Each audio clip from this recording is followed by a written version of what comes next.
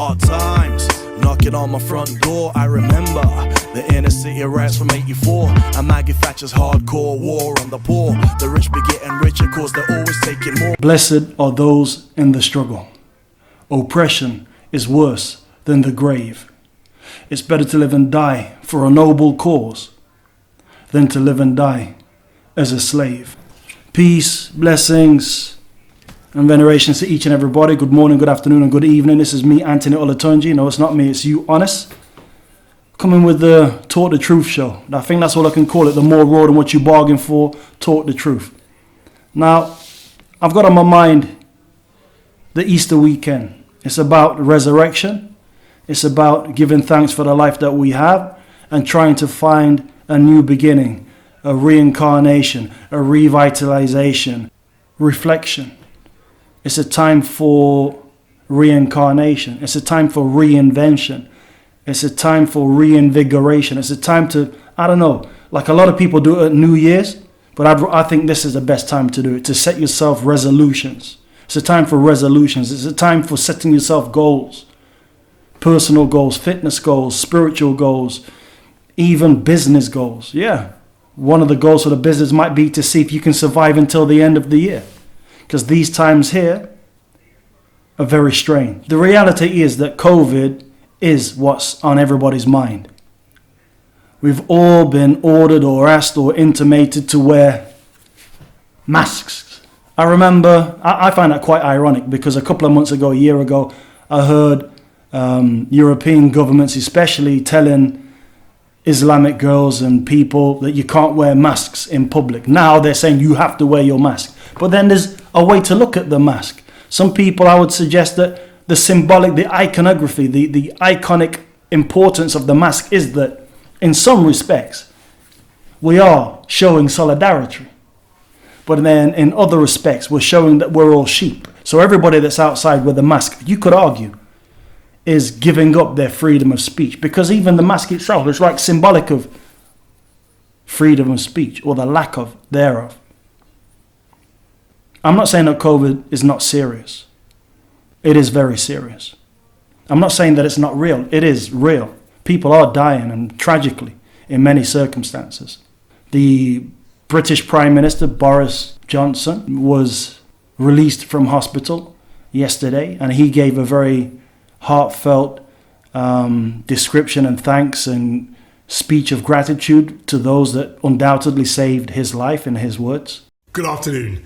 I've today left hospital after a week in which the NHS has saved my life. No question. Is that one treatment for the rich? Is that one treatment for the upper class or for the well-to-do? Or one treatment for the Prime Minister and then different treatments for the common people? You might say, well, of course, he's the Prime Minister. He deserves 50 members of staff watching him around the clock.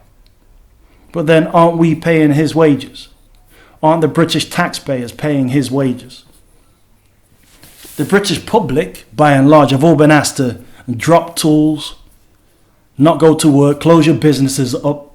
And a lot of the businesses, regretfully, will not be able to survive this particular period of darkness. A lot of businesses will go under. Redundancies, bankruptcies, insolvencies, these will skyrocket and go through the roof. The banks will be happy.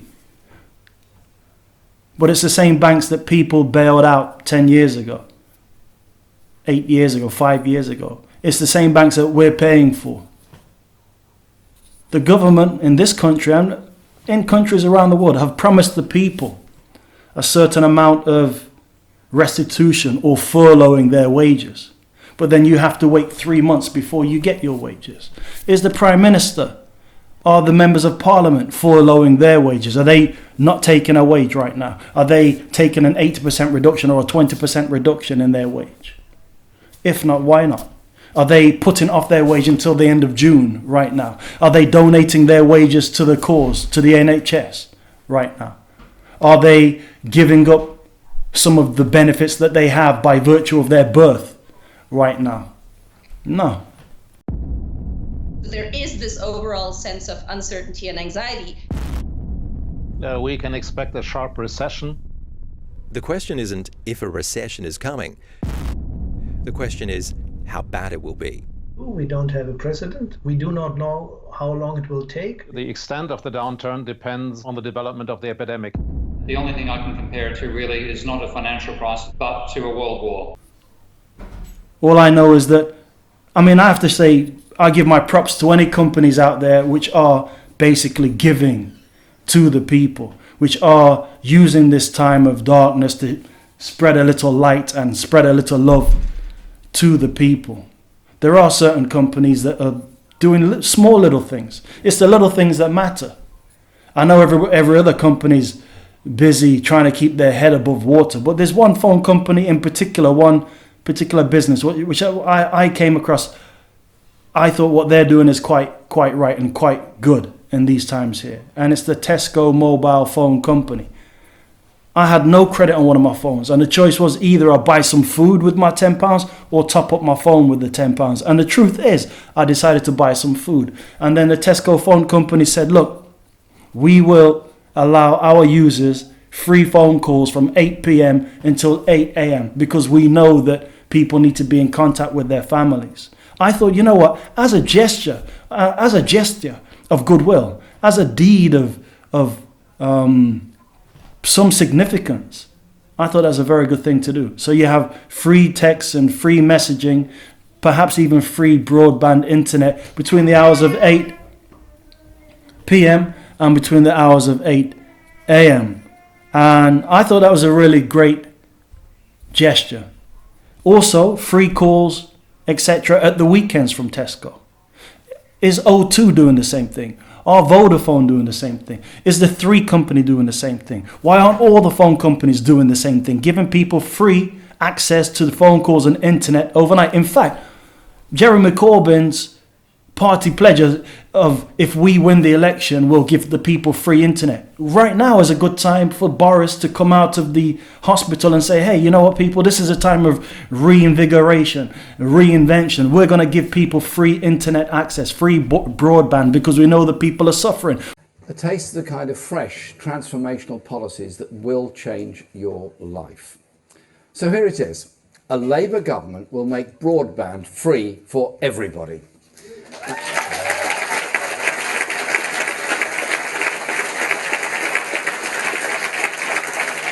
And not just any broadband, but the very fastest full fibre broadband to every home in every part of our country for free as a universal public service.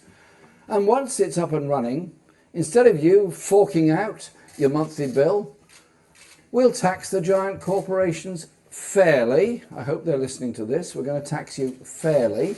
That includes Facebook and Google.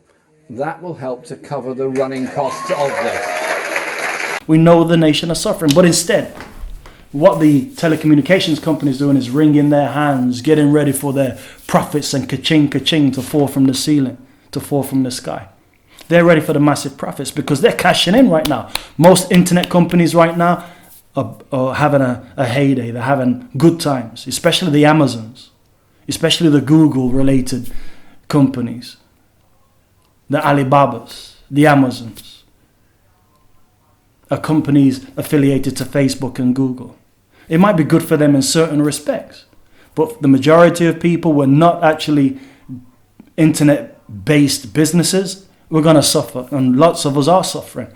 And then when I reflected on my £10 decision, should I buy internet, should I buy phone call, or should I buy food? And I had to. I was hunger-driven to make the decision for food. It made me reflect on the plight of many other people who are not as fortunate as myself, who do not have the £10 to choose between food and TV or food and telephone. For them, it might be a choice between food and heating, food and hot water, between food and light. Because many people in this country, maybe 1 million, 2 million, 500,000, you can do the research and find out for yourself, but I know it's more than 50,000. There's too many people in this country right now which are on what they call a prepayment meter, where they have to buy their electric and their gas on a prepayment meter. We're not even allowed to use a credit or a debit card to buy our utility services. We have to use cash, and then you go to the shop, they say, oh, we're not accepting cash. So how am I supposed to buy my utility service without a debit card, without a credit card. If we're not allowed to pay for them with a credit card, we have to use cash. How is that even possible? How is it even probable? It's completely absurd. Poverty is pushing millions of desperate people to defy India's lockdown orders. It's a basic matter of survival. This landfill just outside of New Delhi has become a lifeline. For the past few days, I've been eating whatever I can find here. Look here, there's some bread. There are biscuits. I'm going to eat them. He and others scour heaps of waste, looking for whatever they can survive on now and live on later. I can't resell anything at the moment, but after lockdown, when the market reopens, I'll try to sell it. To contain the coronavirus, the Indian government has chosen to confine all of its 1.3 billion residents. Success varies city to city, state to state. Some areas are eerily empty, with few people venturing out. But that's not the point. The point is the people, British people, perhaps throughout Europe and in America as well, we have a key card system. We're not in a position where we can afford to pay for the gas and for the electric and for the water, and then on top of that, the council tax. I haven't heard any councils around the country say, you know what, guys, we know you're suffering. The council will take a loan and they will tell you to have a rebate of your council tax this month. Council taxes have been increased this year, another 5%, another 10%. They're being increased every single year. Electricity bills, gas bills in the UK, the utility bills have gone up in the last 10 years, 20 years, by 3 times, by 5 times. Every single year, it's a 10% rise. It's a 15% rise every single year. I find that quite ridiculous. I find that quite remarkable. When in fact, if you look at it, the gas and electric prices, or should we say their derivative, what they glean and garner their prices from is oil. The oil prices in the last 30 years have been down below £20, $20 a barrel a couple of times. 1950s was when they were at basically £20, $20 a barrel in the 1950s.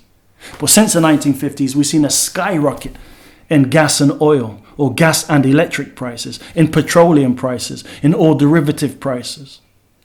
How is that? Why is that? In terms of the price, the crude oil price have fallen. Prices have fallen with the advances in technology. The prices have fallen with the advances of automation, with mechanization, with computerization, with technologicalization. Prices have fallen with privatization, apparently, but what's happening? The people are not seeing the benefits. With privatization, let's take that for an example, the people are being smashed.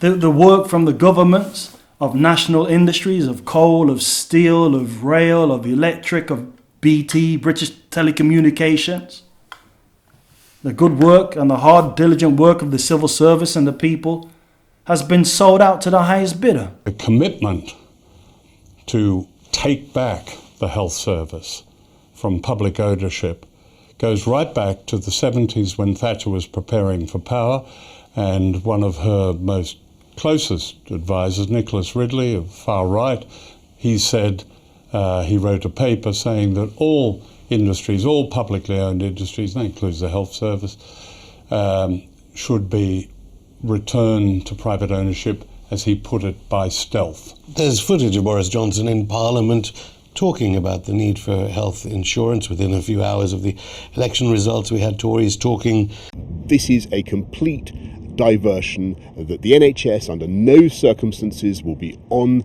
the table for negotiation, for sale. Look at what we're doing with the NHS. We're funding it massively. And the reason we can fund it massively is because we believe, as One Nation Conservatives, this is a new government with a new approach. We believe in putting big sums now into the NHS and sustainably for the future. But we also believe in driving the long-term growth of the UK economy. And that's why we're making sensible investments in such things as satellite technology, because those are the growth areas of the future. I want to see a dynamic, flourishing UK economy enabling us to fund the NHS for the long term. That's what this One Nation government is all about. We are absolutely resolved that there will be no sale of the NHS, no privatisation. The NHS is not on the table in any way. Not drug patents? In no way. The NHS is in no way on the table, in no aspect whatever.